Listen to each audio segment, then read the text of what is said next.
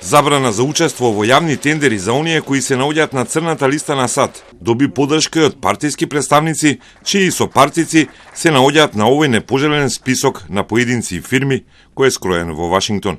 Министерот Бујар Османи, чиј сопартиец, стручкиот градоначалник Рамиз Мерко ја отвори летната сезона со македонски државјани на црната листа на САД, се согласува со предлогот на колегата Спасовски. Оние кои се на листата да добијат забрана за да добиваат јавни пари од граѓаните. Но не се согласува со јавноста која смета дека владата и државата не прават ништо со корумпираните од американската листа.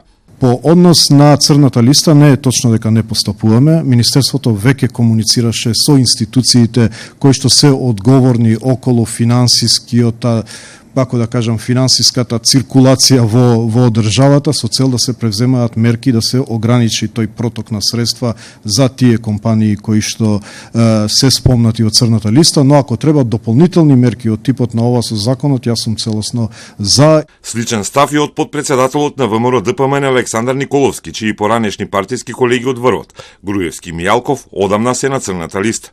Но смета дека Спасовски нема кредибилитет за такви предлози.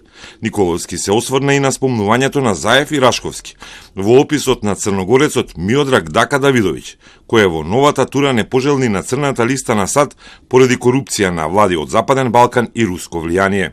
Во тоа време презентирав докази дека се работи за пари од сомнителен капитал кои што можеби потекнуваат и од војните во поранешна Југославија, кои што Македонија стигнуваа преку офшор компании од Панама. Сето тоа го презентира во јавноста. За жал до денес обвинителството не смогна сили да го испита целиот овој случај. Сеќавате дека во тоа време излегоа и одредени податоци во јавност дека има можна вмешаност на владени функционери и можна корупција.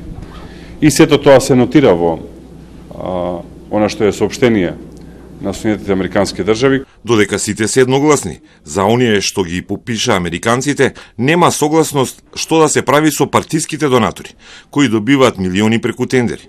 Таков е примерот со најголемиот донатор на ДУИ, Евровија, која за 1,8 милиони евра ја подготвува салата Борис Трајковски за министерскиот самит на ОПСЕ. Денеска таму, пред председателот Пендаровски и странските амбасадори, беше презентирана и специјална поштенска марка и она што го сработил донаторот на партијата од Мала Речица. Вчера пак во аеродром на градилиштето на новата полициска станица, која за 2 милиони евра ја гради Евровија, беше министерот Спасовски.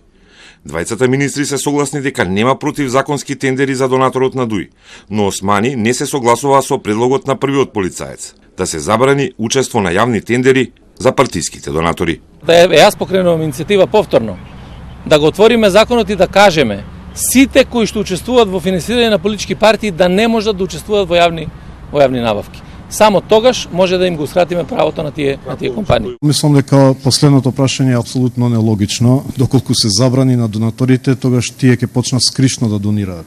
Се додека донаторите јавно донираат, тоа е општествена одговорност и ние треба да ги охрабриме. Ако ќе почнат тајно да донираат, тогаш влегуваме во она незаконско и криминално финансирање. А финансирањето на политички партии и натаму останува проблем кој тежи на евроатлантските интеграции на Македонија.